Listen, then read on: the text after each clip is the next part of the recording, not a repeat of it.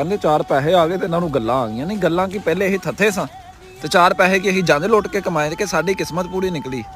ਮਿਹਨਤ ਕੀਤੀ ਨਾ, ਤੁਸੀਂ ਵੀ ਕਰੋ ਭਾਈਆਂ। ਜਿੱਥੇ ਅਸੀਂ 5 ਮਰਲੇ ਦਾ ਪਲਾਟ ਲਿਆ ਤੁਸੀਂ 10 ਮਰਲੇ ਦਾ ਲਵੋ, ਸਾਨੂੰ ਪਤਾ ਚੱਲੇ ਯਾਰ ਤਰੱਕੀ ਕੀਤੀ। ਅਸੀਂ ਅਗਰ ਆਲਟੋ ਲਈ ਤੁਸੀਂ ਫੋਰਚੂਨਰ ਲੈ ਕੇ ਬੂਹੇ 'ਚ ਲਿਆਓ, ਅਗਰ ਅਸੀਂ ਸੋਲਰ ਲਵਾਇਆ ਤੁਹਾਡਾ ਕੰਮ ਹੈ ਉਸ ਤੋਂ ਵੱਡਾ ਲਵਾਓ। ਅਸੀਂ ਏਸੀ ਕਮਰੇ 'ਚ ਲਾਇਆ ਤੁਸੀਂ ਬਾਹਰ ਨੂੰ ਕੱਢ ਕੇ ਲਾ ਦਿਓ, ਮਹੱਲੇ ਵਾਲਿਆਂ ਨੂੰ ਲਾ ਦਿਓ, ਅਸੀਂ ਵੇਖੀਏ ਪੂਰਾ ਪਿੰਡ ਹੀ ਸਾਫ਼ ਕਰ ਦਿਓ, ਪਤਾ ਚੱਲੇ ਯਾਰ ਵਾਕਈ ਪੂਰਾ ਹੀ ਸ਼ਸ਼ਕਾ ਮੁੰਡਿਆਂ ਦਾ।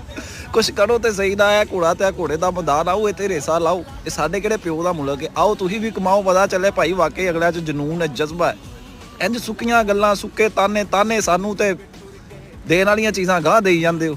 ਕੋਈ ਸ਼ਰਮ ਨੂੰ ਹੱਥ ਮਾਰੋ। ਸਾਨੂੰ ਸਿਰਫ ਤੁਸੀਂ ਤਾਨੇ ਵਾਸਤੇ ਰੱਖਿਆ, कोई होर साढ़े हिस्से च कोई शय नहीं आनी। इंज नहीं करी दी। कोई शर्म होती है, कोई या होती है, तुम्हें क्या पता वो क्या होती है। समझो मेरी गल नूं, मेरी गल ते थोड़ा जिहा फोकस करो। तुहाडी मेहरबानी अपनी मंजी थले डांग फेरो, साडा खैड़ा छड्ड दिओ। असीं हुण